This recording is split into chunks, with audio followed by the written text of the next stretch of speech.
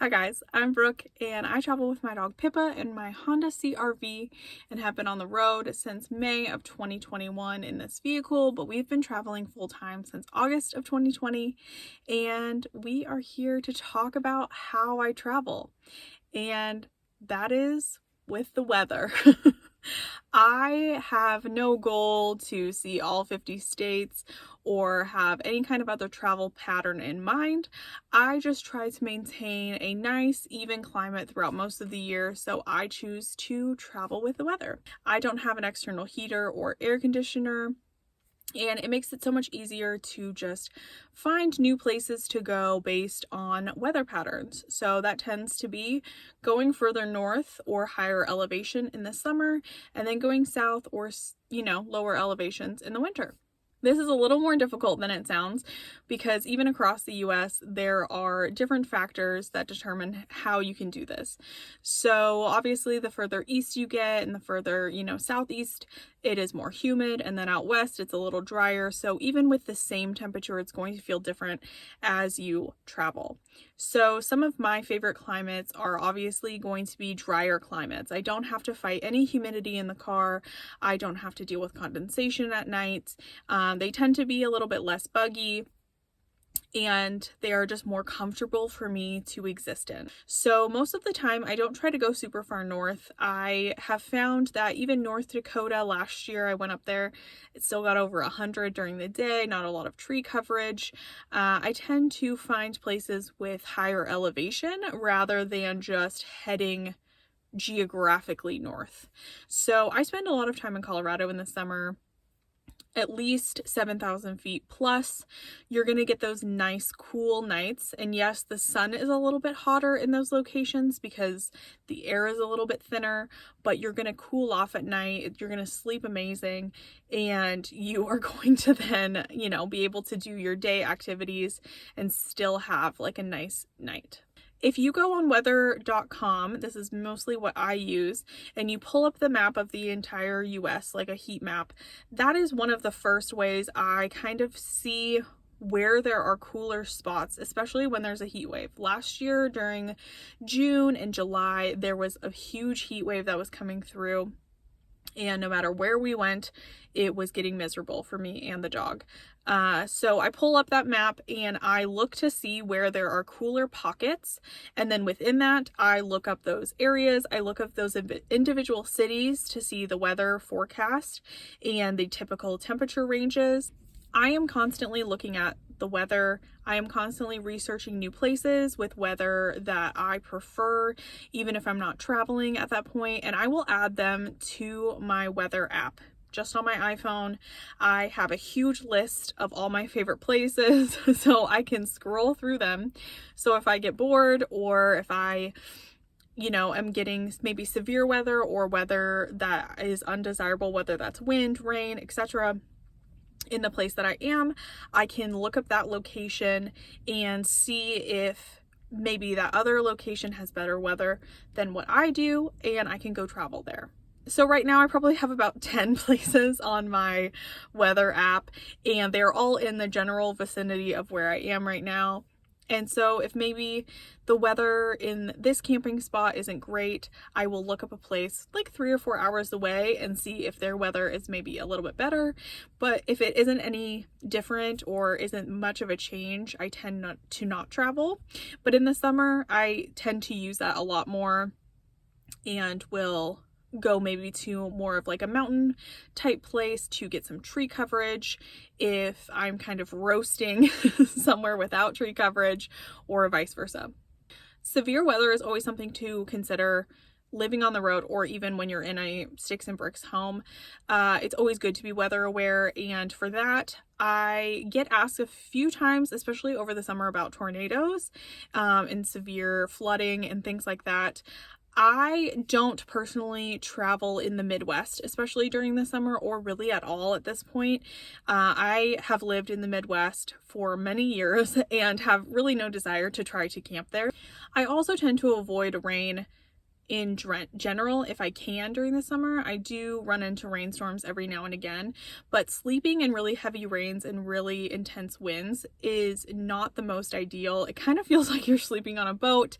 It is very loud on the roof of the car, and it is just always a concern because you don't know how quickly the weather can turn, especially if you're up in the mountains, which is where I am most of the summer. And it doesn't make me as comfortable at night, that I'm not sure maybe what's going on outside, especially if I'm in a space with spotty service or something like that.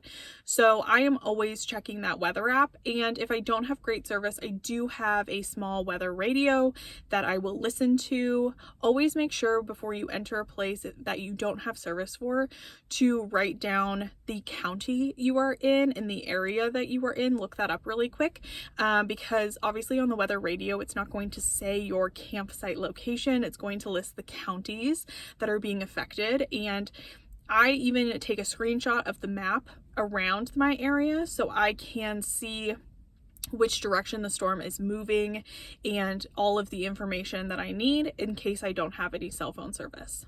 So I know everybody has different limits of what they like and what they don't like in temperatures across the board, but I will give you my kind of hard limits of what I tend to look for.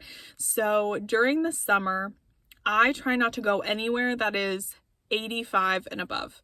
I really max out in the 80s, even at elevation. Last year it was getting up into the 80s at high elevations, and it is still miserable during the day because the air is thinner. It feels like the sun is just piercing your skin, and I cannot go higher than like 85 degrees and 40s and 50s at night.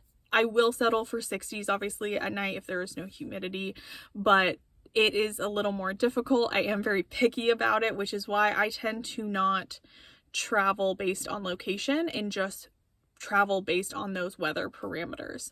It keeps me happy, it keeps the dog happy, and we can get the rest we need, and it's not so like physically exhausting to be in a car. And I know that I have the privilege that I work on the road, so I can move around and not have to stay in one location just based on my job.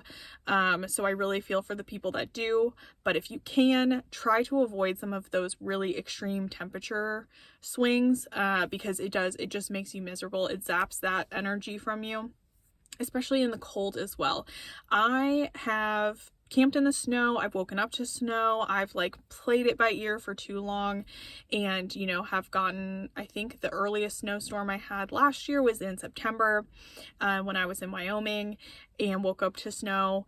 And it's fun to wake up to snow and see it, but we definitely head out and we don't try to just make it work. I find it super exhausting to sleep very cold at night. Even if you are bundled up and you're warm, it's hard to have your face being cold. You just don't get the same kind of quality of sleep. So if I don't have to be there, I try not to be.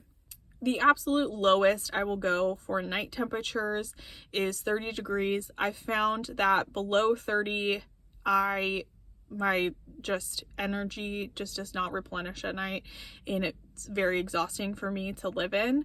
And the absolute highest at night I will go is like I said, maybe 70 degrees. It's very difficult, and I try not to ever encounter those, and I have by accident, and I've realized that that's where my limit is, and I try to only make it either one night because I'm passing through somewhere, or as few nights as possible during the summer.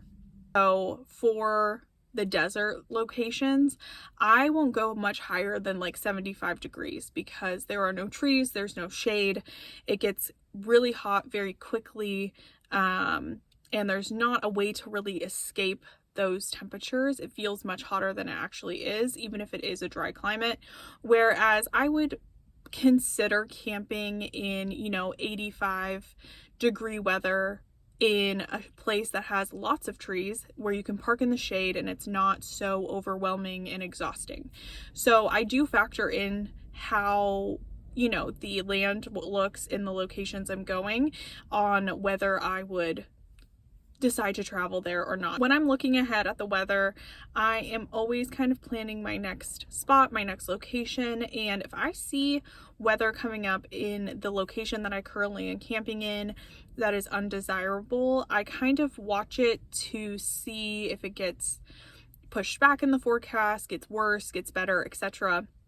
And I always have a place that I'm going to move to if that weather is something that is going to be a little bit rougher, and be ready to kind of go as needed. With the different gear as well, a lot of people ask if I keep out like my sleeping bag or my heater or this or that. I don't have a heater. I do have like heavier sleeping gear and a winter coat and things like that for the dog, and I keep that out all year round. I don't put any of that into storage because even in the higher elevations, it can get down into the low 40s at night, and when you wake up in the morning it is very chilly, so I tend to keep my gear out and accessible all of the time. As it gets later towards the fall, after the summer, you do need to be aware that some locations, especially further out west in Montana, western Wyoming, Idaho, Oregon, etc., some of those have seasonal closures because either the roads become inaccessible due to snow or they are used as ski areas, etc.